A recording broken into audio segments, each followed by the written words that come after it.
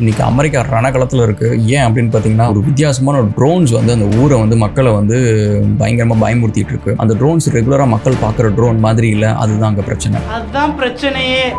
இதை தாண்டி வந்து சரி கவர்மெண்ட் என்னடா சொல்லுது அப்படின்னு சொல்லிட்டு டிவி ஆன் பண்ணா கவர்மெண்ட்டுக்கு இதை பற்றி எங்களுக்கு எதுவுமே தெரியலங்க, இதை பற்றி நாங்களே ஆராய்ச்சி பண்ணிட்டு இருக்கிறோம் அப்படின்றாங்க. இது மட்டும் சொல்லாமல் இது வந்து வெளியே ஆட்கள் பண்ணதோ மனுஷங்க பண்ண மாதிரியே தெரியல அப்படின்றதையும் சொல்லி மக்களை வந்து ரொம்ப பயமுறுத்தி வச்சிருக்காங்க அப்படின்னு சொல்லிட்டு ஒரு விஷயம் வருது. அண்ட் இது மட்டும் இல்லாமல் மற்ற கண்ட்ரீஸ்லையும் இது தெரிய ஆரம்பிக்குது. Australia, India, south Korea, Japan, இந்த மாதிரி நிறைய கண்ட்ரீஸ்லையும் வந்து மக்கள் வந்து வீடியோஸ் அப்லோட் பண்ண ஆரம்பிக்கிறாங்க. இன்னொரு பக்கம் என்ன சொல்றாங்க அப்படின்னா, ப்ராஜெக்ட் ப்ளூ பேபி வந்து இனிஷியேட் பண்ணிட்டாங்க அப்படின்றாங்க. நம்ம அந்த ட்ரோனு ஏலியன் அதெல்லாம் கூட நம்ம ஒரி பண்ண தேவையில்ல. ஒருவேளை ப்ராஜெக்ட் ப்ளூ பேபி இனிஷியேட் பண்ணிட்டாங்க அப்படின்னா நம்ம ஒரி பண்ண வேண்டியது இருக்கு.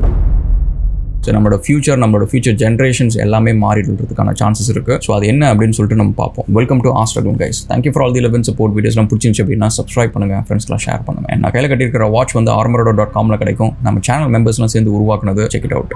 வீடியோக்குள்ள போகிறதுக்கு முன்னாடி வந்து அனுநாக்கி பற்றி வந்து எனக்கு தெரிஞ்சு ரொம்ப நாளைக்கு முன்னாடி நான் அதில் வந்து ஒரு 2-3 வீடியோஸ்லாம் நான் பேசியிருந்தேன். ஸோ ஹியூமன் ஆரிஜின், அதாவது சிவிலைசேஷன் அண்ட் உயிரினங்கள் பூமிக்கு எப்படி வந்ததுக்கு அப்படின்றதுக்கு பின்னாடி வந்து அனுநாக்கி அப்படின்ற ஒரு ஏலியன் சிவிலைசேஷன் வந்து ஒரு காரணமாக இருக்கலாம் அப்படின்னு சொல்லிட்டு இருப்பாங்க. இந்த ப்ரொமீத்தியஸ் அப்படின்னு சொல்லிட்டு ஒரு ஏலியன் படத்தில் நீங்கள் பார்த்தீங்கன்னா ஒரு ஏலியன் இன்ஜினியர் அப்படின்னு சொல்லிட்டு ஒரு ஏலியன் ஸ்பீசிஸ் வந்து அவங்க வந்து இன்ஜினியர்ஸ் அவங்க தான் அப்படின்னு சொல்லுவாங்க. அவங்க வந்து இந்த உலகத்தில் வந்த உடனே ஒருத்தரை மட்டும் விட்டுட்டு போயிடும். அந்த ஏலியன் ஸ்பேஸ் கிராஃப்ட் போயிடும். அவர் என்ன பண்ணுவாருன்னா கூ அப்படின்னு சொல்லிட்டு அங்கே ஒரு பாய்சன் இருக்கும். அதை சாப்பிட்ட உடனே அவர் அப்படியே உடஞ்சி தண்ணிக்குள்ள கலந்துருவார். அதுல இருந்து தான் வந்து ஃபர்ஸ்ட் உயிரினம் வந்து இந்த பூமிக்கு வர ஆரம்பிச்சிச்சு. அப்படி இவால்வ் ஆகி தான் மனுஷன் வந்தான் அப்படின்ற மாதிரி ஒரு கான்செப்டை சொல்லியிருப்பாங்க. ஸோ அனுநாக்கி வந்து இந்த மாதிரி உயிரினங்களை பூமியில உருவாக்குறதுக்காக இந்த மாதிரி ஏதாவது ஒன்று பண்ணியிருப்பாங்க அப்படின்ற மாதிரி ஒரு ஏன்ஷியன்ட் கான்செப்ட் ஒன்று இருக்கு. ஸோ இப்போ எதுக்கு நான் சொல்றேன் அப்படின்னு பார்த்தீங்கன்னா, இந்த ட்ரோன் ஃபுட்டேஜுக்கும் அனுநாக்கிக்கும் ஒருவேளை கனெக்ஷன்ஸ் இருக்கலாம் அப்படின்றது தான். ஸோ எனிவே ட்ரோன்ஸை பற்றி நம்ம பார்ப்போம். இது என்ன ரவுல் ட்ரோன், இது ட்ரோன் என்ன நம்ம பார்க்காத ஒரு விஷயமா, இதுக்கு மக்கள் போய் பீதி அடையணும் அப்படின்னு கேட்டிங்கன்னா, இப்போ என் கையில் இருக்கிறது ட்ரோன் தான். இது வந்து ஒரு செமி ப்ரோ ட்ரோன்.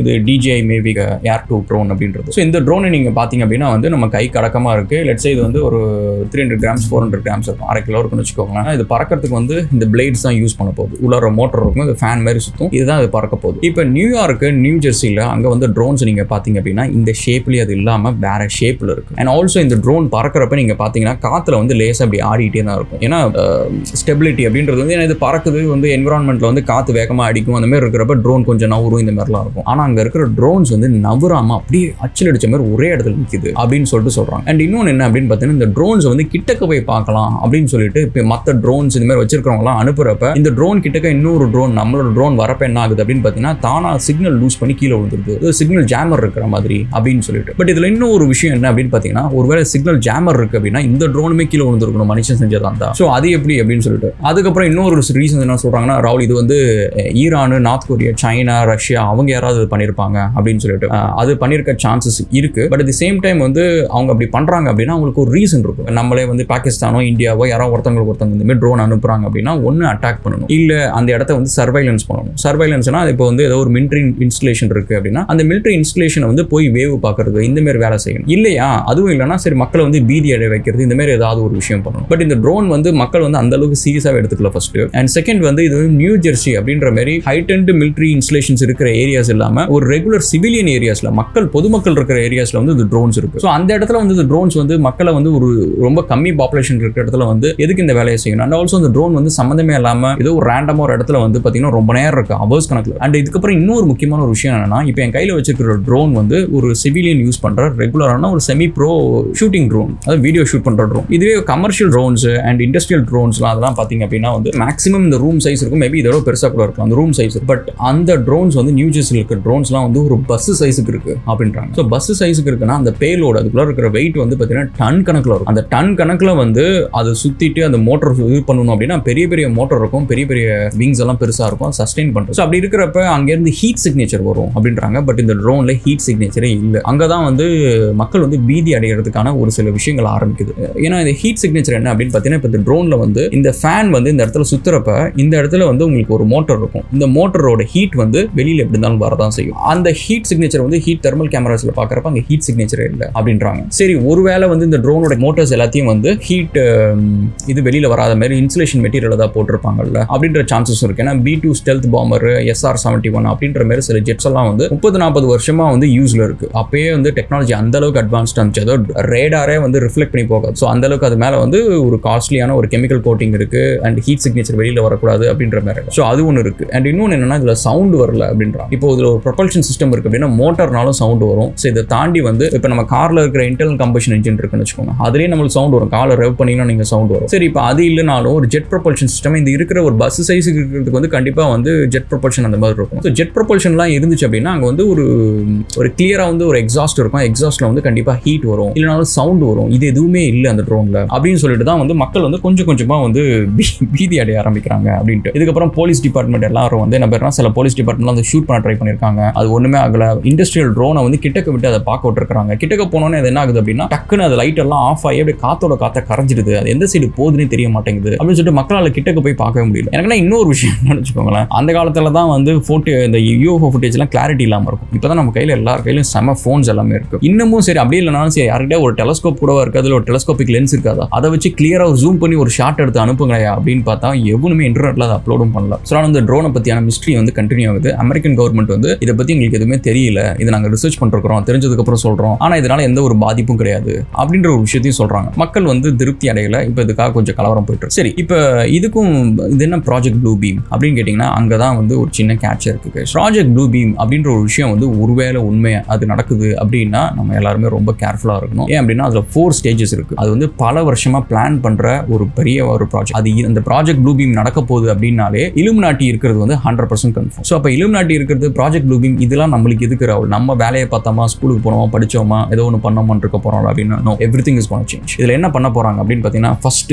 ஸ்டேஜ் 1 என்ன அப்படின்னு பார்த்தீங்கன்னா நம்பிக்கையை உடைக்கிறது. நம்ம எதுக்காக வேலை செய்யறோம், எதுக்காக வாழ்றோம் அப்படின்ற ஒரு சைக்காலஜி, நம்மளோட இன்டென்ஷன் எல்லாத்தையுமே மாத்திட்டா என்ன நடக்கும் யோசிச்சு பாருங்களேன். இப்போ நீங்க வந்து வேலைக்கு போற ஒருத்தரை வந்து நிறுத்தி இன்னைக்கு நீங்க வேலைக்கு போகாதீங்க அப்படின்னா அவர் என்ன சொல்ற, இல்லங்க நான் வேலைக்கு போய் ஆகணும், நான் சம்பாதிச்சா அந்த குடும்பம் சாப்பிடுவோம் அப்படின்வாங்க. ஸோ அப்போ குடும்பம் ஒன்று இருந்தால் தானே அவன் வேலைக்கு போறது வந்து குடும்பத்துக்காக வேலை செய்வான். ஸோ அப்போ குடும்பத்தை பிரிச்சிருவோம் அப்படின்னு பார்த்து நேற்றுக்கு நம்ம முந்தின நாள் போட்ட வீடியோஸ்லேயே பார்த்தீங்கன்னா நம்மளே வந்து ஒரு நேச்சுரலாக நடக்கிற சுச்சுவேஷனை வச்சு நம்ம இதுக்கு என்ன பண்ணலாம் அப்படின்றப்ப கல்யாணம் பண்றப்ப பார்த்து பண்ணுங்க, முக்கால்வாசி பண்ணாதீங்க அப்படின்ற மாதிரி தான் நம்மளே அட்வைஸ் கொடுக்க வேண்டியதாக இருந்துச்சு. ஸோ இப்போ நம்மளே அந்த அளவுக்கு கொண்டு வர அளவுக்கு சிச்சுவேஷன்ஸ் அந்த மாதிரி மாத்துறது, ஜுடிஷியல் சிஸ்டமாக இருக்கட்டும் இல்லை ரெகுலராக இந்த மாதிரி ஏதாவது ஒரு பெரிய ஹை லெவல் நியூஸ்ல வந்து மக்களோட இன்டென்ஷன்ஸை வந்து ஒரு நம்பிக்கையை உடைக்கிறது. அவங்க கிட்ட நம்பிக்கையாக இருக்கிற 2 விஷயம் வந்து இன்னைக்கு மக்களை வந்து கவர்மெண்ட் என்ன பண்ணாலும் சரி நான் இதை தான் செய்வேன் அப்படின்ற 2 விஷயம் எது அப்படின்னு பார்த்தீங்கன்னா ஒன்று ரிலீஜியன், இன்னொன்று ஃபேமிலி ஸ்ட்ரக்சர். ஸோ இது 2த்துல ஃபேமிலி ஸ்ட்ரக்சர் தான் ஃபர்ஸ்ட் ஃபோக்கஸ் பண்ணணும். ஸோ அப்படின்னு சொல்லிட்டு இந்த மாதிரி ஜுடிஷியலாக வந்து விமன் எம்பவர்மெண்ட் அப்படின்ற கான்செப்ட்ல வந்து இந்த ஃபெமினிசம், வோக்கிசம் அண்ட் ப்ரைட் ராலி இந்த மாதிரி நிறைய விஷயம் மூலியமா வந்து ரிலீஜியன் அண்ட் ஃபேமிலி ஸ்ட்ரக்சரை வந்து கொஞ்சம் இந்த டிஸ்டார்ட் பண்ணும், இந்த கான்செப்ட் டிஸ்டார்ட் பண்ணும் அப்படின்றது. அண்ட் செகண்ட் வந்து ரிலீஜன் அப்படின்றது வந்து பல வருஷமா வந்து இதை ட்ரை பண்ணிட்டு தான் இருக்கிறாங்க. இப்போ கிடையாது கைஸ், 100கணக்கான வருஷமா வந்து இந்த கோயில் அடிக்கிறது, அதை பண்றது, இதை பண்றது, மக்கள் என்ன பண்ணாலும் சரி மக்கள் வந்து திருட்டுத்தனமா சாமி கும்பிட ஆரம்பிப்பாங்க. திருப்ப கொஞ்சம் கொஞ்சமா பரவி திரும்ப பெரிய வந்து பெருசா வந்து அழிக்கிறது அப்படின்றது ரொம்ப டிஃபிகல்ட்டான ஒரு விஷயம். ஸோ அப்போ அது என்ன பண்ணணும் அப்படின்னு பார்த்தீங்கன்னா மெட்டிகுலஸா பண்ணணும். ஸோ அதுக்கு தான் வந்து இந்த ஃப்ராக்கிங் அப்படின்னு சொல்லிட்டு கொஞ்ச நாளுக்கு முன்னாடி மீத்தேன் ஈத்தேன் அப்படின்னு சொல்லிட்டுலாம் சில திட்டங்களுக்கு வந்து மக்கள் நிறைய பேர் வந்து போராட்டம் பண்றாங்க. அதுக்கு சொன்னது வந்து குடிநீர் கட்டுறோம் அண்ட் வேற ஏதாவது வந்து பிரச்சனை வரும் அப்படின்னு சொல்லிட்டு அந்த மாதிரி சொன்னாங்க. பட் அந்த ஃப்ராக்கிங் ப்ராசஸ்னால இன்னும் நடக்க போற ஒரு விஷயம் என்ன அப்படின்னு பார்த்தீங்கன்னா எர்த்குவேக்ஸ். ஃப்ராக்கிங் வந்து யூரோப்பு, இந்தியா, ஆப்பிரிக்கா அப்படின்னு சொல்லிட்டு நிறைய கண்ட்ரீஸ்ல வந்து ஃப்ராக்கிங் நடக்குது. ஸோ அந்த ஃப்ராக்கிங் ப்ராசஸ் என்னன்னு பார்த்தீங்கன்னா உள்ளார போர் போடுறது, உள்ளார வந்து சின்ன சின்ன இது ஹரிசான்டலா போர் பண்றது, இந்த மாதிரி விஷயங்கள்லாம். ஸோ இதனால வந்து நிலநடுக்கம் நடக்கும் அப்படின்றது. இப்போ இந்த நிலநடுக்கம் நடந்தா என்ன பிரச்சனை அப்படின்னு பார்த்தீங்கன்னா நிலநடுக்கம் எங்க நடக்குது அப்படின்றது தான் பிரச்சனை. இப்போ நீங்க வந்து ஒரு கோயில், அந்த கோயில் வந்து என் சாமி இருக்கு, அந்த சாமியை நான் நம்புறேன் அப்படின்னு சொல்லிட்டு நீங்க போறீங்க. திடீர்னு ஒரு நாள் வந்து அந்த கோயில் இடிஞ்சு விழுது, நிலநடுக்கம் வருது, அந்த கோயில் இடிஞ்சு விழுது. இதே மாதிரி இன்னொரு கோயிலுக்கு போறீங்க, அங்கேயும் இடிஞ்சு விழுது. இதே மாதிரி நீங்க கோயில் சாமி கும்பிட்ற எல்லா கோயில் இடிஞ்சு விழுது அப்படின்னா உங்களுக்கு வந்து அது மேல இருக்கிற நம்பிக்கை எப்படி குறையுமோ குறையாதா? ஸோ அப்படி குறையிற இடத்துல வந்து அந்த இடத்துல இருந்து இன்னொன்று கிடைக்குது. ஸோ அது வந்து இதுதான் ஒரிஜினல் கடவுள், நம்ம மதம் இது வரைக்கும் ஃபாலோ பண்ணது எல்லாமே வந்து போலியானது, இதை வந்து தப்பா நம்ம புரிஞ்சுக்கிட்டோம் அப்படின்ற மாதிரி ஒரு நரேஷனுக்கு புதுசா ஏதாவது ஒரு அறிவியல் கண்டுபிடிப்பு கிடைக்க ஆரம்பிக்கும். அந்த அறிவியல் கண்டுபிடிப்பு மூலியமா என்ன ஆகும் அப்படின்னா மக்கள் செதற ஆரம்பிப்பாங்க. இப்ப செதறின மக்கள் வந்து எனக்கு ஃபேமிலியும் கிடையாது, எனக்கு ஒரு மத நம்பிக்கையும் கிடையாது, இப்ப நான் எதுக்காக வேலை செய்யணும் அப்படின்ற ஒரு இடத்துக்கு போக ஆரம்பிப்பாங்க. இப்ப அந்த இடத்துல வந்து மக்கள் அந்த இடத்துக்கு போக விடக்கூடாது. அவங்க யாருக்காக வேலை செய்ய வைக்கணும் அப்படின்னா கவர்மெண்ட்டுக்காக வேலை செய்ய வைக்கணும் அப்படின்ற ஒரு விஷயம் இருக்கு. ஸோ இப்போ இந்த இடத்துல வந்து செகண்ட் ஸ்டேஜ் வரும். செகண்ட் ஸ்டேஜ் என்ன அப்படின்னா பார்த்தீங்கன்னா மக்களை வந்து திசை திருப்பறதுக்கு ஒரு ஹை லெவலா ஒரு டெக்னாலஜி யூஸ் பண்ணி பண்றது. இதுக்கு என்ன அப்படின்னு பார்த்தீங்கன்னா MK Ultra அப்படின்னு சொல்லிட்டு US கவர்மெண்டோட 1960ஸ்ல வந்து ஒரு ப்ராஜெக்ட் இருக்கு. அது வந்து கெமிக்கல் பேஸ்ட் வந்து சைக்காலஜிக்கலா உங்களை மாத்துறது, உங்களோட தாட் ப்ராசஸை மாத்துறது, உங்களுக்கு கனவு கொண்டு வரது அப்படின்னு சொல்லிட்டு இந்த மாதிரி வந்து இது நிறைய சயின்ஸ் ஃபிக்ஷன் படம்லாம் வந்திருக்கு. இது வந்து ஒரு சயின்டிஃபிக் ப்ராஜெக்ட் இது. அண்ட் US கவர்மெண்ட் வந்து இதை பேன் பண்ணிட்டாங்க. ஃபர்ஸ்ட் பண்ணிட்டு அதுக்கப்புறம் வந்து இது மக்கள் புரட்சி பண்ணி எல்லாம் பண்ணி இது பண்ணிட்டாங்க. ஆனா சீக்கிரட்டா எதுவுமே க்ளோஸ் ஆகாது கைஸ். கவர்மெண்ட்டுக்கு யூட்டிலிட்டி இருக்கு அப்படின்னா அது மட்டும் க்ளோஸ் பண்ணிட்டேன்னு சொல்லிட்டு வேற நேம்ல இன்னொரு பக்கம் நடந்துட்டு இருக்கும். ஸோ MK Ultra அப்படின்றது ஒன்று. இது தாண்டி வந்து இன்னும் நிறைய வந்து இந்த மைண்ட் கண்ட்ரோல் இன்னொரு ப்ராஜெக்ட் இருக்கு. அந்த ப்ராஜெக்ட் படி வந்து உங்க மைண்டுக்குள்ளார யாராவது ஒருத்தவங்க பேசுற மாதிரி கேட்க ஆரம்பிக்கும். இது வந்து இப்போ ரீசெண்ட் டைம்ஸ்ல நீங்க பாத்தீங்கன்னா வந்து ஜீசஸ் என்கிட்ட வந்து பேசினாரு, இந்த கடவுள் என்கிட்ட பேசிட்டாங்க அப்படின்னு சொல்லிட்டு மக்கள் அப்பப்போ சொல்றதெல்லாம் இருக்குல்ல, it could be past of their test cases அப்படின்னு கூட சொல்லலாம். இந்த மாதிரி மைண்ட் வைப்ரேஷன் மோட் டாக்கிங் அப்படின்ற மாதிரி ஏதோ ஒரு கான்செப்ட் இருக்கு. ஸோ அந்த கான்செப்ட்ல வந்து நம்மளோட இயர் ட்ரம்ஸ் வந்து இப்போ எப்படி ஒர்க் ஆகுது அப்படின்னு பார்த்தீங்கன்னா சவுண்ட் வேவ்ஸ் வருது. அந்த சவுண்ட் வேவ்ஸ் வந்த உடனே நம்ம இயர் ட்ரம்ஸ் வந்து வைப்ரேட் ஆகுது, நம்மளுக்கு இந்த சவுண்ட் கேட்குது. இதுல என்ன ஒரு பிரச்சனை அப்படின்னா நம்மளுக்கு எந்த டைரக்ஷன் சவுண்ட் வருதுன்னு தெரிஞ்சிடும். இதை தாண்டி வந்து இந்த ஒரு மெத்தடாலஜி, இந்த டெக்னாலஜி மூலியமா என்ன அப்படின்னா நம்மளுக்கு எந்த சைடுல சவுண்ட் வருதுன்னு தெரியாது. நம்ம பாட்டுக்கு ஒரு ரூம்ல இருப்போம், சுத்தி யாருமே இருக்க மாட்டாங்க, ஆனா நம்மளுக்கு ஒரு வாய்ஸ் கேட்கும். அவங்க வந்து ஒரு 1 கிலோமீட்டர் 2 கிலோமீட்டர் தூரத்துல இருந்து ஒரு 1000 பேர் 2000 பேருக்கு இந்த வாய்ஸ் வந்து பீம் பண்ணுவாங்க. அண்ட் ஆல்சோ அவங்களோட ஸ்பெசிபிக் லாங்குவேஜ்ல அவங்க கடவுள் எப்படி அவங்கள்ட்ட பேசுவாங்களோ அதே மாதிரி பீம் பண்ணுவாங்க. ஸோ இப்போ மக்களுக்கு என்ன ஆகும் அப்படின்னு பார்த்தீங்கன்னா ஒரு பக்கம் வந்து தான் நம்பின கடவுள் வந்து போலினா, தான் நம்பின கடவுள் வந்து கிடையாது அப்படின்ற ஒரு நம்பிக்கையை உடைச்சாச்சு. இன்னொரு பக்கம் வந்து இன்னொரு கடவுள் என்கிட்ட பேசுறாரு, அந்த கடவுள் தான் வந்து நம்ம இத்தனை நாள் கும்பிட்ட கோயில இருந்து அந்த கடவுளோட சிலை தான் கிடைக்குது அப்படின்னு சொல்லிட்டு அதுக்கப்புறம் சரி இது வந்து சில பேர் வந்து நம்புறதுக்கான சான்சஸ் கம்மியா இருக்கும், இது வந்து ஏதோ ஒன்று பண்றாங்க அப்படின்னு சொல்லிட்டு கான்ஸ்பிரசி தியரிஸ் கூட பரவலாம். ஆனா பார்க்கணும்ல, கண்ணால் காண்கணும்ல,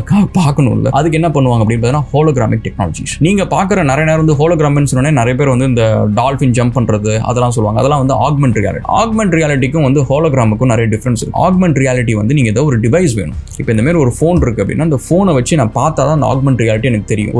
ஒரு ரியல் வேர்ல்டில் வந்து வர்ச்சுவல் வேர்ல்டை வந்து மிக்ஸ் பண்றது, mixed reality, augment reality, virtual reality, இதுக்கு எல்லாத்துக்குமே ஒரு டிவைஸ் ஒன்று தேவை. ஒரு டெக்னாலஜி மூலமா அதை நம்ம பார்க்க முடியும். வேற ஹோலோகிராமுக்கு வந்து அந்த மாதிரி டெக்னாலஜி தேவை கிடையாது. இப்போ நீங்க ரீசெண்ட் டைம்ஸ்ல வந்து பொலிட்டிஷியன்ஸ், ஈவன் மோடி அந்த மாதிரி நிறைய பொலிட்டிஷியன்ஸ்லாம் வந்து ஸ்டேஜ்ல வந்து இந்தியா முழுக்க எல்லா ஸ்டேஜ்ல நான் இருப்பேன் அப்படின்ற மாதிரி இந்த அவர் ரியலா நிக்கிற மாதிரியே தெரியும். ஒரு ஆக்மெண்ட் ரியாலிட்டியில ஒரு கிளாஸ்ல வந்து ஒரு ப்ரொஜெக்ஷன் நடக்கும். அதுல என்ன ஒரு பிரச்சனைனா நீங்க கொஞ்சம் தள்ளி நின்று டிஃப்ரெண்ட் ஆங்கிள் வந்து பார்த்தீங்கன்னா அது ஒரு போலி அப்படின்றது தெரிஞ்சிடும். வேற இப்போ வர ஆக்மெண்ட் டெக்னாலஜி எல்லாம் பார்த்தீங்கன்னா ஹாலோகிராமிக் டெக்னாலஜி எல்லாம் பார்த்தீங்கன்னா வேற லெவலில் இருக்கு. இதோட டெமோ வந்து சைனால வந்து ஒரு 2 இயர்ஸ்க்கு முன்னாடி நடந்துச்சு. அது டெமோவா இல்ல அது வந்து ஒரு நேச்சுரல் ஃபினாமினான்னு தெரியாது. ஆனா என்னன்னா ஒரு சிட்டி வந்து கிளவுட்ஸ்ல இருக்கிற மாதிரி அப்படின்னு சொல்லிட்டு ஒரு விஷயம் நடந்துச்சு. இது வந்து ஏன் வந்து ஹாலோகிராம் டெக்னாலஜியா இருக்கும் அப்படின்னு நான் சொல்றேன் அப்படின்னு பார்த்தீங்கன்னா வந்து இது வந்து ரொம்ப வருஷத்துக்கு முன்னாடியே வந்து ஸ்டீம் வச்சு காத்துல வந்து ஸ்டீம் கலந்து ஸ்டீமை வச்சு ஒரு மீடியமா வச்சு அதுல வந்து ப்ரொஜெக்ட் பண்றது, 3D இமேஜஸ் வந்து ப்ரொஜெக்ட் பண்றது. அது நீங்க பார்த்தீங்கன்னா அந்த அளவுக்கு ரியலிஸ்டிக்கா இருக்கும். பல வருஷத்துக்கு முன்னாடி கிட்டத்தட்ட 20-30 வருஷத்துக்கு முன்னாடி அதை செஞ்சு டெமோ காமிச்சிருப்பாங்க. அது பார்க்கறது ரொம்ப ரியலிஸ்டிக்கா இருக்கும். ஸோ இப்போ இந்த சைனால நடந்தது வந்து ஒருவேளை ஹாலோகிராமா இருக்கலாம்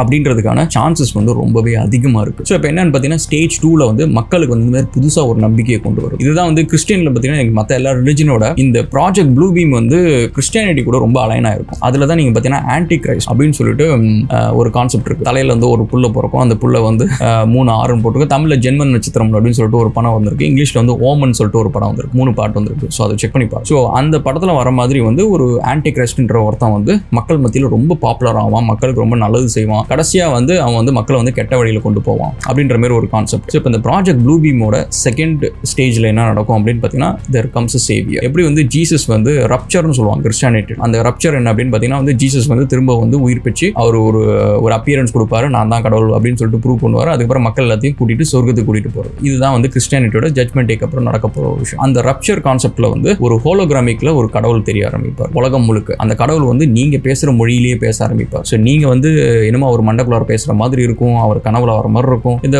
நியூரல் லிங்க் இந்த மாதிரி நிறைய இதுல பார்த்தீங்கன்னா ட்ரீம் வந்து கேப்சர் பண்றது. இப்போ பார்த்தீங்கன்னா ட்ரீம் வந்து நீங்க விஷுவலைஸ் பண்ணலாம். நீங்க என்ன கனவு காண்றீங்கன்றது வந்து வீடியோல வந்து பார்க்க முடியும். அந்த கான்சியஸ்னஸ் ட்ரான்ஸ்ஃபர் பண்ற மாதிரி கிட்டத்தட்ட. ஸோ அப்போ வந்து இந்த மாதிரி ஒரு சூப்பர் இம்போஸ் பண்ணி ஒரு கடவுளை உங்களுக்கு கொண்டு வருவாங்க. ஸோ இப்போ வந்து உங்களுக்கு ஒரு ரிலீஜன் கிடைச்சிருச்சு, உலகம் முழுக்க வந்து எல்லாரும் ஃபாலோ பண்றதுக்கு ஒரு ரிலீஜன் கிடைச்சிருச்சு. அந்த ரிலீஜன் என்ன சொல்லணும், அந்த கடவுள் என்ன சொல்லணும் அப்படின்றது ஒருத்தங்க மூலியமா அவங்க கண்ட்ரோல் பண்ணலாம். So first thing. And second வந்து நான் எதுக்காக வேலை செய்யணுன்ற ஒரு கொஸ்டின் இருக்குல்ல, என் ஃபேமிலி இல்லை, இப்போ நான் எதுக்காக வேலை செய்யணும் அப்படின்ற இடத்துல தான் வந்து இந்த ட்ரோன்ஸ் வருது. இந்த ட்ரோன்ஸோட வேலை என்ன அப்படின்னு பார்த்தீங்கன்னா வந்து மக்கள் எல்லாரும் ஒன்று இணையறதுக்கு வந்து அமெரிக்கன் பிரசிடென்ட் வந்து ரீகன் சொன்ன மாதிரி வந்து 1960s வந்து நம்ம எல்லாருக்கும் வந்து ஒரு காமனா ஒரு எனிமி ஏலியன் அட்டாக் மாதிரி வந்துச்சுன்னா நம்ம எல்லாருமே நம்மளோட டிஃபரன்சஸ் எல்லாத்தையும் மறந்துட்டு நம்ம ஒன்னா சண்டை போட ஆரம்பிப்போம், ஒன்னா சேர்ந்துருவோம் அப்படின்வாங்க. ஸோ அப்போ இந்த மாதிரி ஏலியன் இருக்கு, இந்த மாதிரி ஒரு ட்ரோன்ஸ் வந்துருச்சு, இது மனுஷங்களால எதுவுமே பண்ண முடியாது, நம்ம எல்லாரும் ஒன்னா சேர்ந்தா ஃபைட் பண்ண முடியும் அப்படின்னு சொன்னோம் அப்படின்னா மக்கள் வந்து இது மேல பயம் வர ஆரம்பிக்கும். இதனால அட்டாக்ஸ் நடக்கும், சில பேர் உயிர் போக ஆரம்பிக்கும், மக்கள் உயிருக்காக பயப்பட ஆரம்பிப்பாங்க. மக்களே வந்து கவர்மெண்ட் கிட்ட வந்து எல்லாரும் ஒன்று சேர்ந்து இதை வந்து ஃபைட் பண்ணுங்க அப்படின்றத போராட ஆரம்பிப்பாங்க. அண்ட் கவர்மெண்ட்ஸ் எல்லாருமே வந்து ஒன்று சேர்ந்து போராட ஆரம்பிப்பாங்க. இதுக்கப்புறம் ஒரு யூனியன் கவர்மெண்ட் வந்து ஒரு ஃபார்ம் ஆகும். மேபி யூஎன்ஓ வந்து எக்ஸ்பேண்ட் பண்ற மாதிரி ஒரு யூனியன் கவர்மெண்ட் ஃபார்ம் ஆகும், வேர்ல்டு நியூ ஆர்டர் அப்படின்றது. ஸோ இது வந்து ஸ்டேஜ் 2. ஸோ இப்போ வந்து மக்கள் எல்லாம் ஒன்னா நினைச்சிட்டாங்க, மக்கள் எல்லாருமே வேலை செய்யறது வந்து ஏலியனை கொல்லணும் அப்படின்ட்டு. ஸோ இந்த நரேஷனுக்கு பின்னாடி வந்தாச்சு, நம்மளுக்குன்னு ஒரு காட் இருக்காரு, அந்த காட் தான் வந்து கடைசியா வந்து சேவும் பண்றாரு. இந்த ஏலியன் கிட்ட வந்து மக்கள் வந்து கடைசியா நிராயுதபாணியா இருக்கிறப்ப கடைசியா சேவ் பண்ணதுக்கு அப்புறம் வந்து மக்கள் எல்லாருமே அந்த கடவுள் சொல்றதை கேட்க ஆரம்பிக்கிறாங்க. அந்த கடவுளை யார் ஆப்ரேட் பண்றா அப்படின்னு பாத்தீங்கன்னா இலுமினாட்டி சார். ஸோ இது வந்து ஸ்டேஜ் 3 ஸ்டேஜ் 4 என்ன ஆகும் அப்படின்னு பார்த்தீங்கன்னா மக்கள் வந்து இந்த ஃபியூச்சரிஸ்டிக்காக படத்தில் காமிச்சின்னா மக்கள் வந்து சராசரி ஒரு அடிமை ஆயிடுவாங்க. ஒரு பெரிய சிட்டியில் வந்து no one has a role. ஒரு யூனியன் இருக்காது, அவங்களுக்குன்னு ஒரு கம்யூனிட்டி இருக்காது. They cannot group, they cannot form and fight against the government, ஒரு ப்ரொடெஸ்ட் பண்ண முடியாது. அந்த மாதிரி எதுவுமே இருக்கு. It will be like very big huge organisations. நம்ம எல்லாருமே வந்து ஒரு சின்ன சின்ன பங்கு தான் அந்த விதிப்போம். ஸோ நம்மளுக்குன்னு சொல்லி தனிப்பட்ட ஒரு குரல் கேட்கவே கேட்காது. ஸோ எல்லாமே வந்து இட் வில் பி கண்ட்ரோல்டு மீடியமாக இருக்கும். ஸோ இதுதான் வந்து ப்ராஜெக்ட் ப்ளூ பீம் அப்படின்றது. It's a conspiracy theories, it's a very big theory. இதை நான் வந்து இதனோட நேரத்தில் சொன்னது கொஞ்சம் கஷ்டமாக தான் இருந்துச்சு. பட் இது நடக்கிறதுக்கான சான்சஸ் இருக்கு அப்படின்னு கேட்டிங்கன்னா இதோட முன்னோட்டம் தான் வந்து கோவிட் லாக்டவுன் அப்படின்னு நான் சொல்லுவேன். ஸோ இந்த மாதிரி நம்ம ஒன்று செஞ்சால் என்ன நடக்கும், மக்கள் எப்படி ரியாக்ட் பண்ணுவாங்க, ப்ரொடெஸ்ட் எப்படி கண்ட்ரோல் பண்ணுறது, இது எல்லாத்தையும் ஒரு ட்ரில் பண்ணி பார்த்துடலாமே அப்படின்னு சொல்லிட்டு இந்த கோவிட் வேக்சின்ஸ் அப்படின்னு சொல்லிட்டு மக்களை வந்து ஃபோர்ஸ் பண்ணி வேக்சின் பண்ண வச்சது அண்ட் லாக்டவுன் பண்ண வச்சது, இதெல்லாமே சார்ட் ஆஃப் லைக் ஒரு டெமோ. மக்களுக்கு பழக்கம் ஆயிடுச்சு. திரும்ப இன்னொரு லாக்டவுன் போட்டு நம்ம எல்லாருக்கும் என்ன பண்ணணும், எப்படி சாப்பாடு எடுத்து வச்சுக்கணும், எப்படி சர்வை பண்ணணும் அப்படின்றதெல்லாம் தெரிஞ்சுட்டு நம்ம கப் சிப்பு குவாய்ட்டா வீட்டில் இருப்போம்ல அப்படின்றது தான். ஸோ இது ஜஸ்ட் என்னோட தாட் ப்ராசஸ் கைஸ். உங்களோட வியூ என்னன்னு சொல்லுங்க. உங்களுக்கு catch up again in the video. Thank you so much for all the love and support. வீடியோஸ்லாம் பிடிச்சிருந்துச்சு அப்படின்னா சப்ஸ்கிரைப் பண்ணுங்க, ஃப்ரெண்ட்ஸ்லாம் ஷேர் பண்ணுங்க. And cheers.